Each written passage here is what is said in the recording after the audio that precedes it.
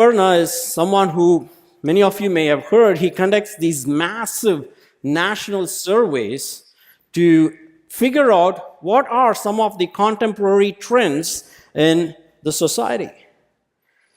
So recently, his report ranks the nation's largest cities related to church attendance. He was trying to see how religious are people in the United States. And one of the indicators of that is how many people show up to church each week. So he had 3 categories of churches based on the responses.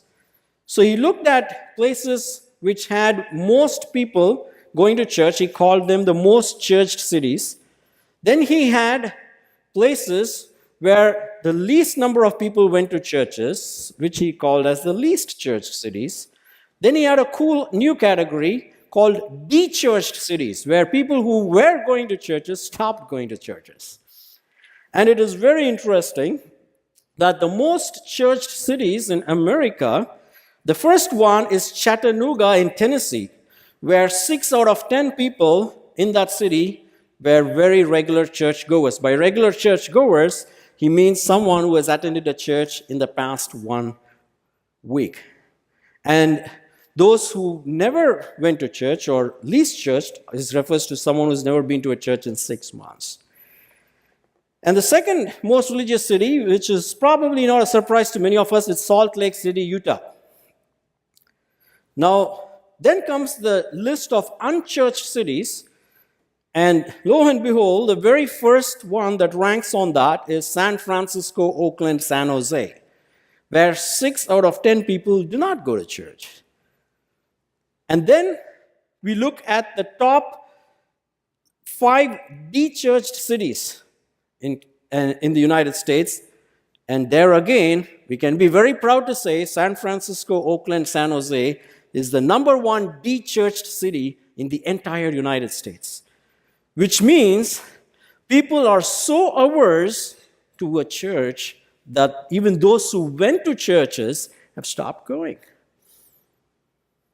You know, I just, some of you know, went to Singapore last weekend to speak at a church there, at one of my friends' churches, and had a wonderful time. But I had a very interesting encounter on my flight. As I was going, I had a switch in Hong Kong, and in Hong Kong, there was this young girl who came and shared the seat with me. It was a 3-row seat. We didn't have someone in the middle, and we just said hi, and she asked me, "Where are you going?" And I think she probably looked at me and thought that I am heading to India. And I disappointed her, saying, "I'm going to Singapore." And I asked her where you are going, and she introduced herself as a Brazilian who moved from Sao Paulo in Brazil and works in San Francisco managing a Brazilian restaurant. So she said, "I'm going to India." So it was very interesting. And that got us excited, and we were just chatting and getting to know one another. And then she asked me what I do for a living. And I said, "Well, I'm a pastor of a church." That just threw her back because she had just introduced herself as she was someone, she said she just broke up with her girlfriend and she was going to India and eventually to Nepal for some religious experiences with the monks. And you know, San Francisco, we have a lot of people who embrace that lifestyle of living with people from the same sex. So she said, when her girlfriend broke up with her, she was heartbroken. And she's just going on this therapeutic journey. So when she heard me say, "Pastor," she just took a step back. And then she asked me, "So, did you have the..." I was like, what is that she's talking about? And I then realized, okay, she's probably thinking of some kind of a conversion experience. So I told her I didn't have a... I had a...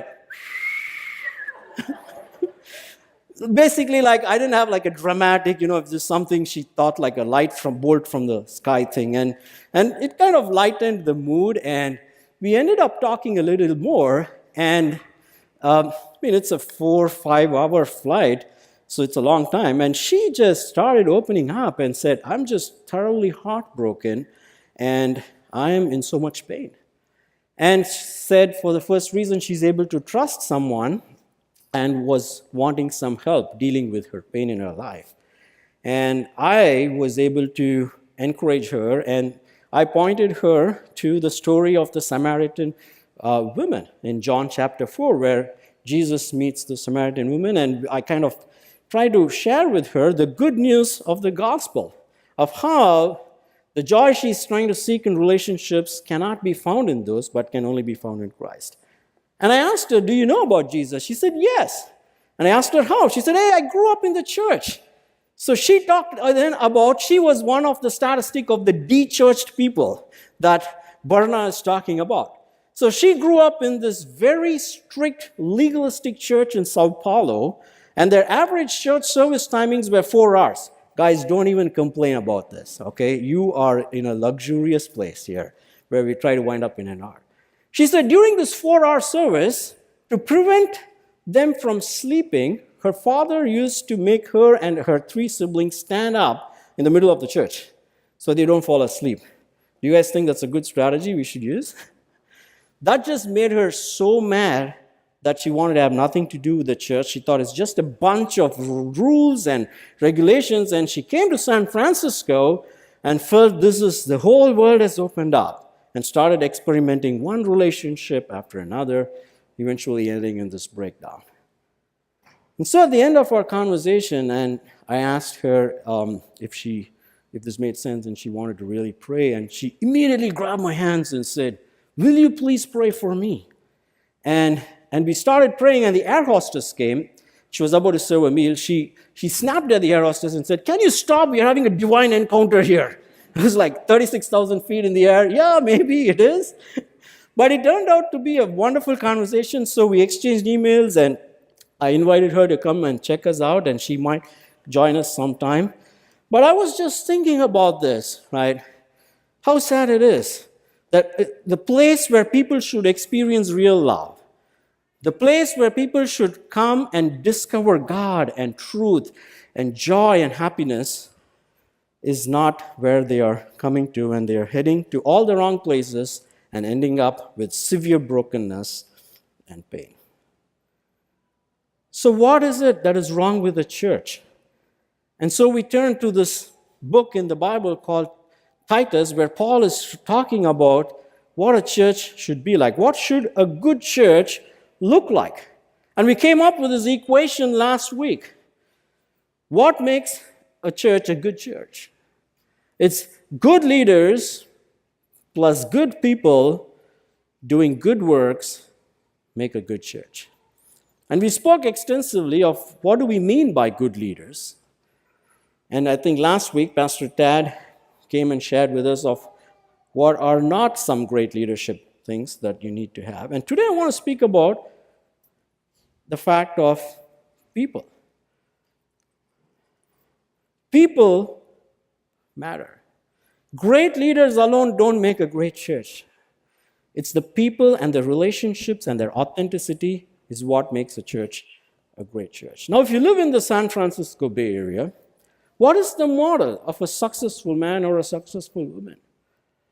Who would your friends or colleagues go to for life's big questions and answers? Unfortunately, we are not the people they come to first. And therein remains the problem. So here, Paul unpacks for us what would make us, you and me, people who go to a church, to not just be ordinary people, but be contagious, countercultural people.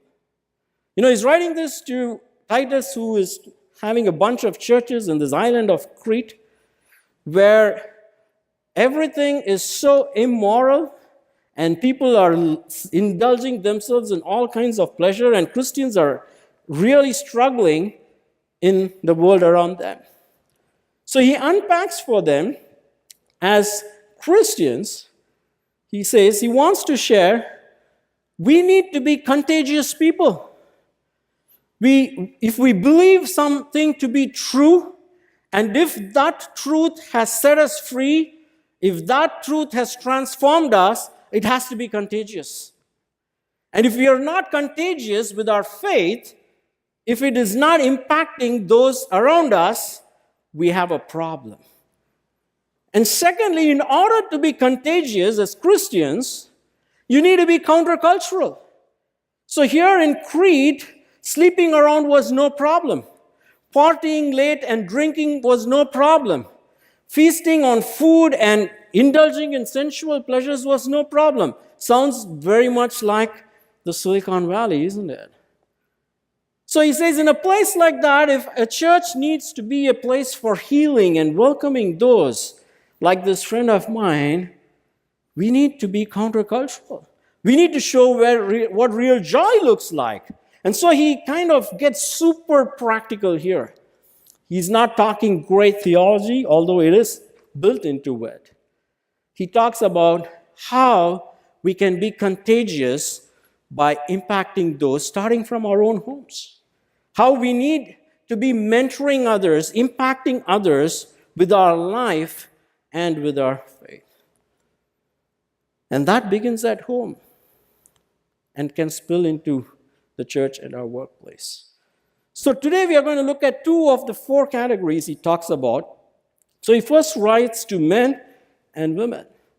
So first he talks about what are the characteristics of a contagious countercultural man. That's what I call it. Contagious countercultural man. The first characteristic he gives is these are men who are sober-minded. Sober-minded, the Greek word is talking of unmixed. In contrast to Cretans, that is, people who lived in this island of Crete, who were actually called as drunkards. He talks about that in the earlier chapter. Okay, we are not living in Crete in the Mediterranean. We are living in San Francisco Bay Area. But if you work in any of these tech companies, and in most tech companies, what happens on a Friday evening? It was surprising to me when I first moved into the Bay Area that alcohol flows so freely. Some of them even just stock it up like a can of Coke that you could walk and grab it. And Friday evening, beer starts flowing like there's no end to it. And it sounds all not bad and not a problem, but BBC came up with a study recently, was a very comprehensive study that they did on the effects of alcohol on long-term health impact. And they said they wanted to study how much alcohol is okay for our health. And surprisingly, the scientific study, this is not the Bible, this is not any religious philosophical view, was any amount of alcohol, even the least amount of alcohol, even if you have it once, it says can have an effect in being a carcinogen, which means producing cancer. Now, this was a super comprehensive long-term study. But you see this, it's just become so normalized. Now, if someone says, if they offer you a drink at work, and you say, oh, I don't drink, they look at you, what's wrong with you, man? Come on, it's just a beer. Or what about colleges? I mean, if you go to colleges and Friday nights, it's party night. And some colleges now start on Thursday nights because Friday nights become too big. And the next day, it's all beer bottles everywhere. But why was he so concerned about this? He was saying, you want to be countercultural in this place? You don't want to be like the other Cretans? You want them to see how different you are? He says, it starts right here. This is what's happening in the area. So you need to take a stand. And he says there's a reason. He says excessive drinking, along with gluttony, was often a prelude to other stuff. Things happen following these drinking and the dinners. And why was it? You know why they allow this in your workplaces? They kind of say, hey, you deserve this. Just work hard, party hard. You worked so hard this week. Come on, indulge a little bit for yourself. It's all right. You're worth it, man. Indulgence. Secondly, says you can't be like that. You got to be countercultural. You got to be dignified. The word is a worthy of, it's an object, you look at it and it goes like, wow. You walk into this museum and recently they discovered this I don't know, 155 carat emerald stone or something. You just look at that and you're like, wow. Its radiance just shines through from the inside out and just captivates your eyes. You just want to keep looking at this for its beauty. So what he's saying is when you walk around inside your house or in your workplace or in your neighborhood, there should be some beauty that exudes from the inside out that draws people to look at you and say, I respect this guy. I'm sure we have all worked under a lot of different bosses, but there are a few that stand out to me. These were not the loudest or the most aggressive people, which is what people think bosses should be like. These were the bosses who exuded integrity, who demonstrated character and showed concern for me personally.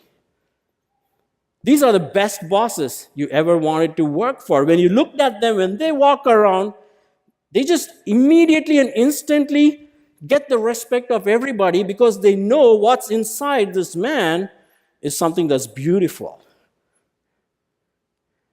And that's what drew me to Christ. When I walked away, I was one of those de-churched guys when I grew up. And what drew me really was this calm, dignified presence of my friend John, who didn't even share the gospel with me. He didn't have to. His life was so beautiful. And that's how it has to be in our own house. How do we command respect from our spouses and children? Because they know our heart. We can't force it out of them. It's not by power dressing or looking sharp or talking loud or being pushy. It's the inward character that shines outside. And who would not do this is someone who lives in a way where they just don't care about others and all they care about is their own personal success. So you see, the problem with the first one was being concerned about self-pleasure. The problem with the second one is being concerned about self-success. And the third one is another self, he says, is you want to be self-controlled. It depicts a measure of restraint in how we behave. Because there was a word, if you were not showing restraint and acting foolishly, it was, and I think still in some places, they say, don't be like the Cretans. Because they were known to be very impulsive. It's like you first shoot and then aim. That's the kind of attitude the Cretans had. That's what affluence does to you. You kind of feel a sense of power. Man, I got so much money. I live in this big house and I'm just climbing this corporate ladder in a fast pace. I don't care. No self-control. It's the opposite of being wise. So we don't have self-control with our words, speaking your mind without thinking. And once you spill words, it's hard to take them back. Some of them can inflict long-lasting wounds. It's the opposite of not being considerate and not exercising self-control in actions, doing things impulsively without thinking much. And what is the self-control all about actually in the heart of it? In the heart of it, it's about using power to control others. So you see, all these three qualities he lists that make someone countercultural have to deal with our self being not the focus. But how is that possible? It looks like a huge laundry list of to-do things, another legalistic system. Oh man, this is another same thing, right? I can't do this, I know this, and so he says. It just doesn't stop here. It comes from being sound in faith, love, and perseverance. Now he comes to the heart of it. How can someone do this? The word for sound is the Greek word hygiene, from which comes hygiene, or clean, or pure. He says, you can't do this by your own self. Try doing it. If it were that easy, everybody would be able to do this, but it's not possible for people. And that is not something people look up to and want to follow. When he says sound in faith, what he is talking of is only when you have had a faith encounter with God, when you go before his presence, and he shows you basically how selfish you are. As long as you live in denial, saying, I'm not a selfish person, you're never going to see the need to come to a selfless God. As long as we are a selfish person who only care about our pleasures, our power, and about taking care of our own self, we will never be able to see the beauty of the cross, where God came selflessly giving his life. But when we have sound faith, a pure faith is one which has had that experience and has gone to the cross and has confessed and repented and brought forth fruits, that Christ can come now live in that heart and enable us to display these. And if we have that sound faith, that hygienic, pure, clean faith, it immediately shows up in love. Say sound faith and sound love. There's something, your understanding of love changes. You know, this friend I met in the airplane was looking for love. She was looking for pure love. In all that 1 hour of a sort of a free counseling session she had with me on the flight, it was about, I don't feel loved. I don't think she loves me. You know, even in an ordinary relationship between a man and a woman, this love thing is so messed up. And that day I got a sneak peek into how messed up this whole love thing is between two people of the same sex when they are trying to get that same love in a format that God did not prescribe it to be had. But when you come to the cross, when you come to Jesus, he tells you, this is where you're going to find real love. When you find your selfishness, when you see how self-centered you are, and all you care about is yourself and how you can be taken care of and how you can be happy and how you can control others even to keep yourself happy.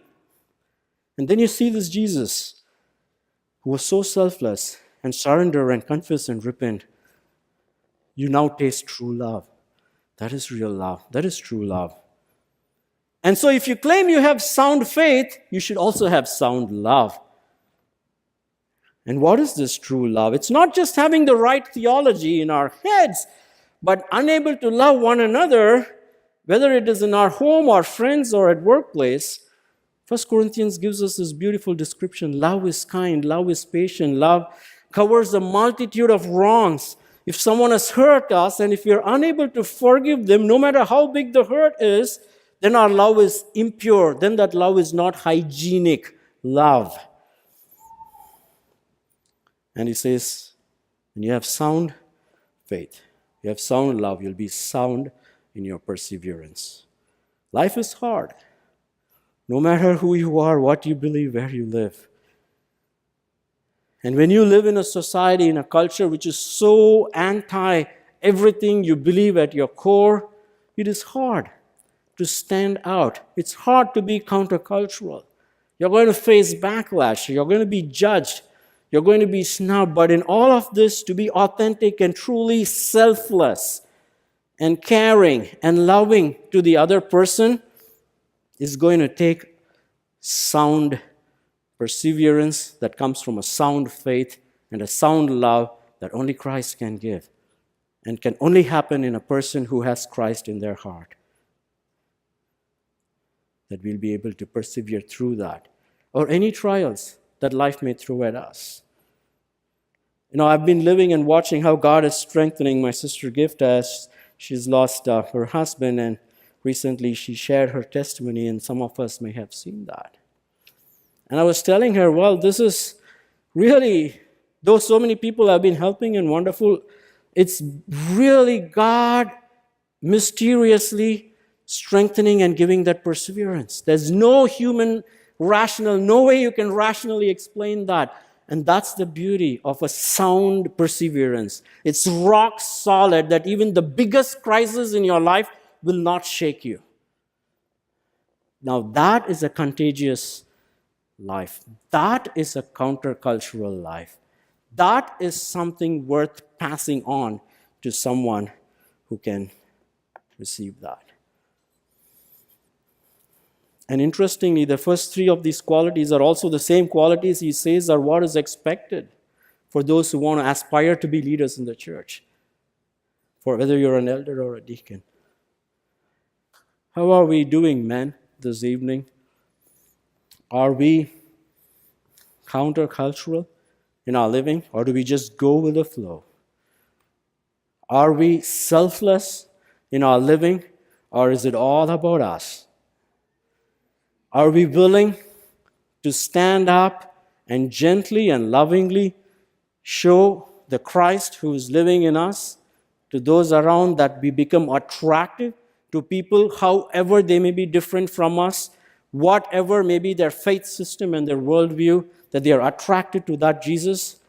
That is what a church needs to be made of, that makes the church beautiful. It's not the programs, it's not these lights, it's not the music, but it's the heart of every single one of us.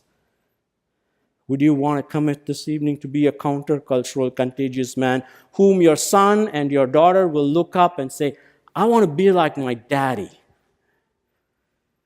I want to be like my brother.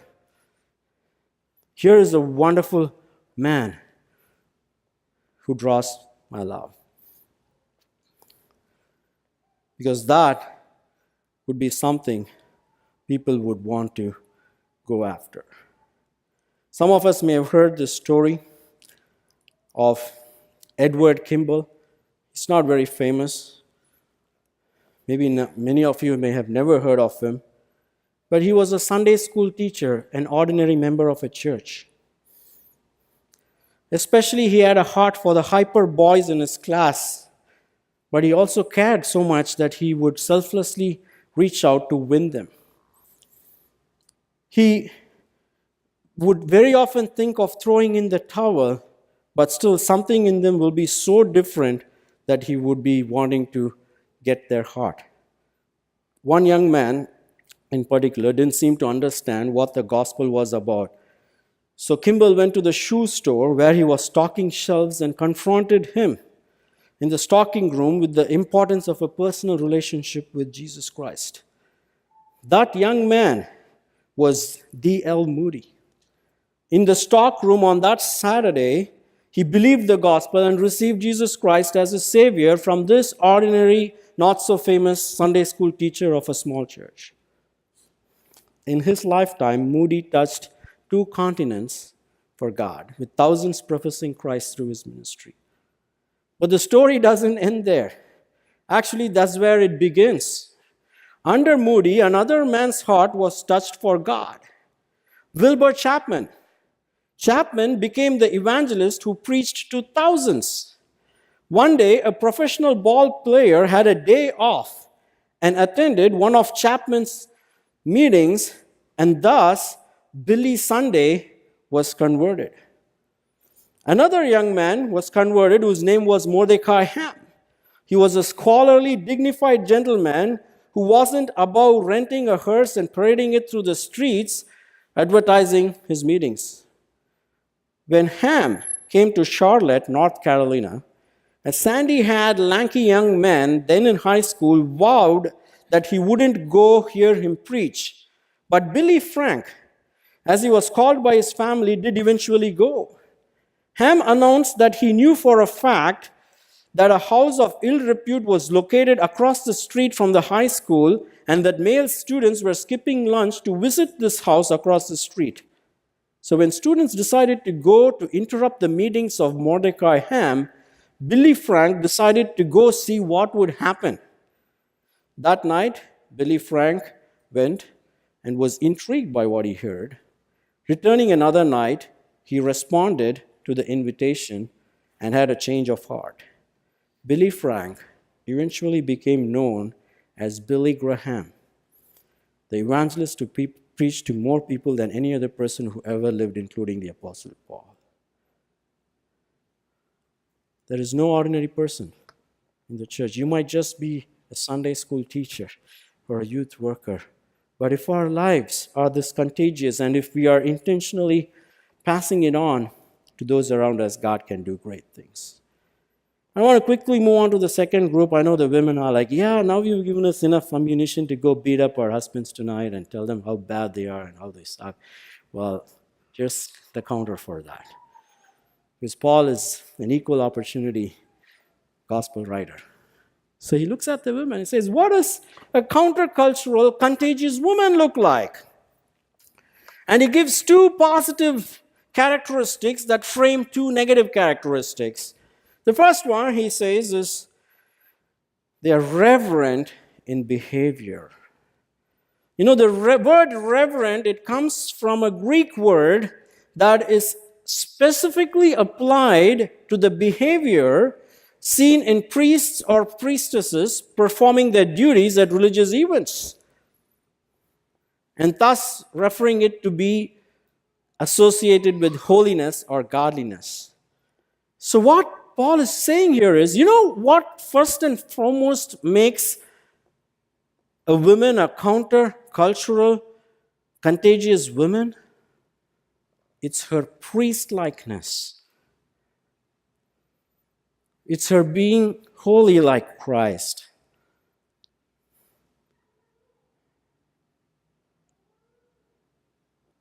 It can only happen in the same way as for men when we have experienced that we fall and we fail and we need someone to help us out. You know, what does a priest do? A priest is someone who intercedes for others. A priest is someone you would go to and expect would show compassion for others. You know, this is what is a priest-like characteristic. Now, unless we have experienced the same from our high priest Jesus, to whom we can go when we fall and when we have messed up and when our selfishness stands out, and let him forgive us, let him heal us and transform us, and now continue to be our high priest praying for us, we cannot be that to others. And he says that's the first big defining characteristic of a woman. Are you a person who has a warm heart for others? And the next thing, the next two things is, he says how they should not be. It's the exact opposite of this. As he says, they should not be slanderers. It's the opposite of priest-likeness. What this means is very simple. When, as a woman, I think God has blessed women with a terrific sense of intuition than men. They can just look at people sometime and say, hey, there's something wrong with this person. Be careful. Or they can actually figure that out, and maybe it's a self-protective instinct that God has uniquely blessed them with. But then here you have two choices when you are able to use that in your relationships.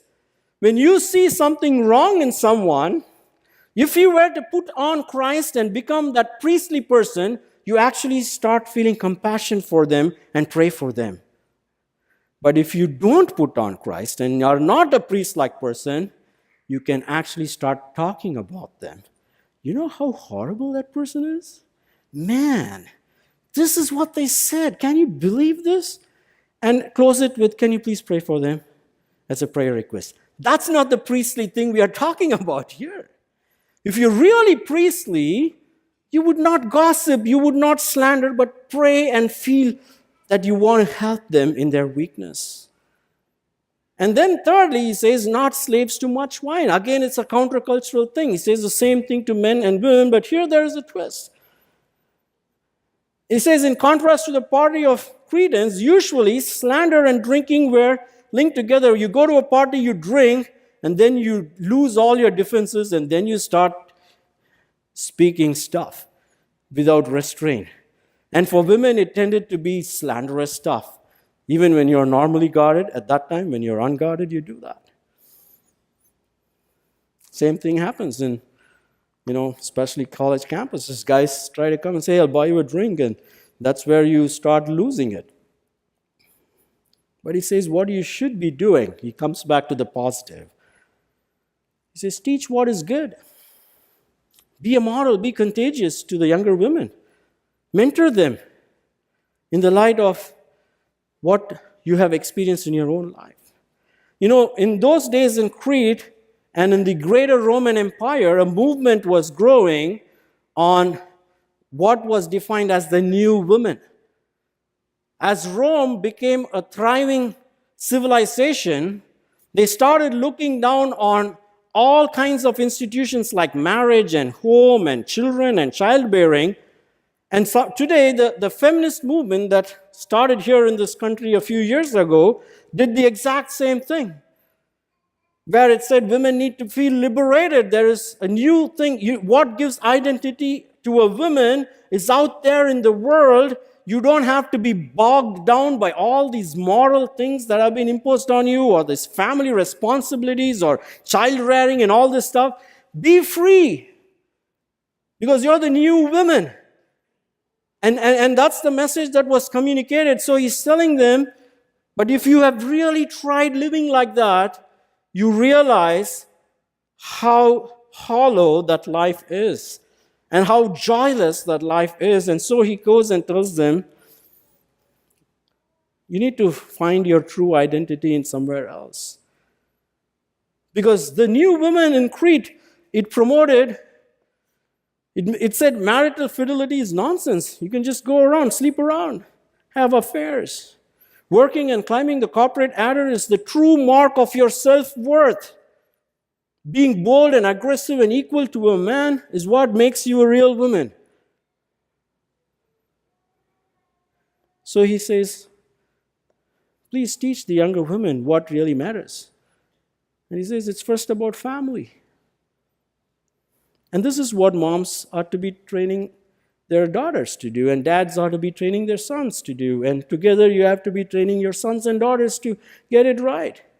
Your sense of worth and identity comes first from Christ, from having Christ as your high priest, from having Christ set you free from your selfishness. And secondly, as a woman, your value first is your family. It says, love your husbands and children. Your home should be an oasis of real love. You know, broken homes where children grow up without love, or a home where parents are fighting all the time, have significant effect, long-term effects on children. Their sense of identity is disrupted. Their sense of self-worth is gone. So he says, especially in Crete, it so happened that more women became Christians than men who continued to live that licentious lifestyle. So he said, even if your husband is a terrible guy, I want you to go love them, show them what real love is. And secondly, he tells them, teach the younger women to be self-controlled, to rein in their passions, not to be flirting around, not to seek approval from powerful men. That's not what makes a woman free. And to focus on the heart, he says, ask them to be pure at heart, because the heart matters. And then he moves from family to home. He says that they'll be working at home. This is not a passage about whether a woman should work in the home or outside the home. That's not the main point he's talking about. You know, it is, of course, the primary responsibility of the husband to be the provider of the home. But what he is talking about here is you need to make sure there is love in the home and peace in the home and harmony in the home, and that when your husband and children come home, they can experience and taste this. And the home is not just for you. It should be a hospitable place where people can come and be taken care of. And it is so sad in the suburbs, it so happens that we buy homes and shut it down with big fences that it takes several years to even get to know your neighbors. You know, this whole suburb concept came up after World Wars when soldiers came back and they had PTSD and they had so many relationship issues and population was growing and technology was booming. They just wanted to be a quiet place that I don't want to meet others. But he says the home should be a hospitable place. And a godly woman, That's where your heart should be first and foremost. But what happens is if you're not able to do that, or you can go to work or not go to work, but do the same thing and say, oh, it's not my job. I'm just so tired. It can be a drudgery because you feel this is not what gives you your worth. And then you lose it. And then he says, bring kindness in the home, being kind to everyone, and closes with being submissive to their own husbands. And the Greek word he uses is hypostasis. It's a military word. Submission is staying under the command of someone, but he uses the middle voice in grammar, which means it involves your will. So it's saying, willingly put yourself under your husbands, just like how Christ willingly put himself under God. That does not make Christ any lower than God the Father. In the same way, it does not make you any lower than your husband when you submit to it. This is the portrait of a contagious countercultural woman that we should be passing on to our children, that should be drawing an attention from the world which says, oh, you're not doing all the things we do, you're not cool enough, but you don't know how their family life is. You don't know how their children are. But I can guarantee you can never show me a home where there is a woman who fulfills these, who performs the role of the priest in the house, displaying the love of Christ and the hospitality and kindness, which is a broken home. You can never find a home like that. And that is what he encourages women to do. If you are a countercultural woman, hey, are you seeking your identity in the world by trying to fly high and do these big accomplishments and making money? Or is your emphasis on making your home a beautiful place? That home will be a blessed home. And when people in the church have men and women like that, it will be a contagious church. Because it will be a healthy church. It will be a church with families that are healthy, children that are healthy, and loving and kind and compassionate, something the world needs and never knows. And he says the reason for doing all of this, he says, what is the outcome? There are three outcomes he gives in this, and the first one he lays it here. He says, so that the word of God may not be reviled. The point he's making is very simple.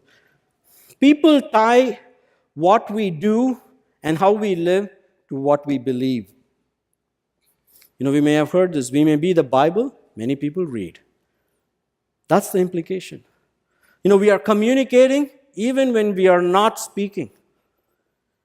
And when people see that in us, they're going to want that in their lives, and that is when we as a church can be a contagious countercultural church that gives them the love they need and points them to Christ.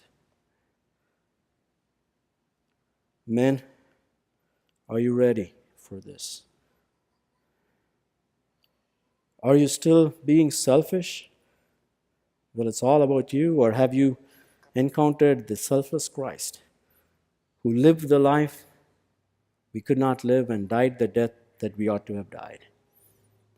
Women, are you this Christ-like priest in your home, making it a beautiful place for everyone so that your children can thrive, and as families we can thrive in this church? May God help us to be that. Let's pray.